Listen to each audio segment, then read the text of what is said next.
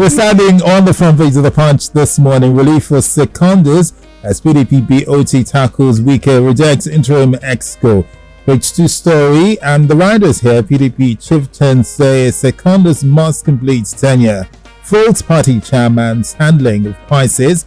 Board sets up conflict resolution committee, cautions members against unguarded utterances. Page 2, that's what the story is. Yeah. If we have the time, I'm sure that's the biggest story. For the third day running, and the newspapers have all, of course, are harvesting those stories, feasting on it. The crisis in the two leading political parties in the country. The other day, the PDP spokesman, Kola Olubodinyan, said the party has activated its conflict resolution mechanism when it was going to get out of hand, when the governors openly now took sides, on the matter, with some governors calling on Uche Secondus to leave now, and some are saying, no, let him see out his tenure, and 3 others on the fence. At that time, 7 deputies in the National Working Committee decided to quit, to resign. And a senior member of the Board of Trustees, Senator Joy Emozi, also joined the party and moved on to the APC. So it was clearly a potential crisis for the party. They needed to resolve what the problem was.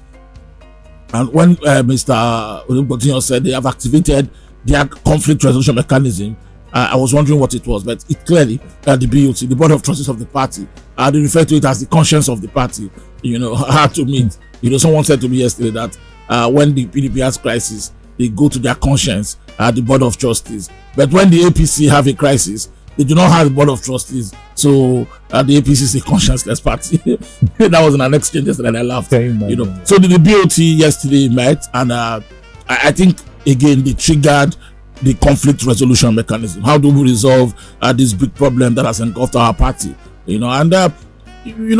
Different discordant tones, really. By the end of the day, they came out appearing to have taken a position. The BoT has decided to constitute a 28-man council of elders, elder statesmen and elder stateswomen, 28, including 4 former Senate presidents, Adolphus Wabara, Iyocha Ayu, remember Senator Iyocha Ayu, Adolphus Wabara, Ayim, Pius Ayim, and a 4th one, a recent former Senate president. All of them, including Prime Minister, former Deputy Senate president, as part of the 28-man committee that had most of their immediate past office holders, the governor of Gombe, Brendan Kwambo, the former governor of Jigawa, Sule Lamido, all of them together, to meet with the National Working Committee, to meet with the BoT, and also meet with PDP governors on the way forward. I think what the party is trying to do is ensure that whatever happens at the end of the day, this crisis is resolved. So they have, some of them have asked that let's allow Uche Secondus finish his tenure, conduct the convention in November, and go in December. But there are still others who are adamant. At that meeting yesterday, Wike showed up. As a governor, he wasn't even supposed to attend the meeting of the BoT. He's because he's technically not a member, but he showed up. David Mark said enough yesterday, and even Saraki, that he's a statutory member, so they allowed him sit. When Uche Secondus was making the speech, that was when he appeared.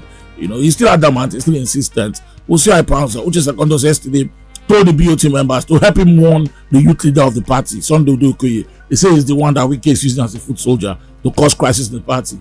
But the PDP looks good, with the BoT trying to resolve the issues, because one of the 7 deputies that resigned yesterday, Jiron Oteyemi, withdrew his resignation, so it's now 6. I think they're trying to find a solution. We'll see in the next days how that goes on. When we come back from a break, we'll talk about what the APC is doing. The APC has adopted a different approach to resolve his own problem, really. But again, this is the 2 biggest political parties in the country, therefore getting ready for 2023. Nothing else. Nothing else. We have to go for a short break. Please to stay with us. We're glad to be back. This is still pay-per-view on 92.3 Inspiration FM. The Punch, that's still the daily we're looking at. And there's a picture story here. Army arrest fake masked policeman with 50 bags of Indian hemp in Ondo. There's a picture to that, about 3 pictures as a matter of fact.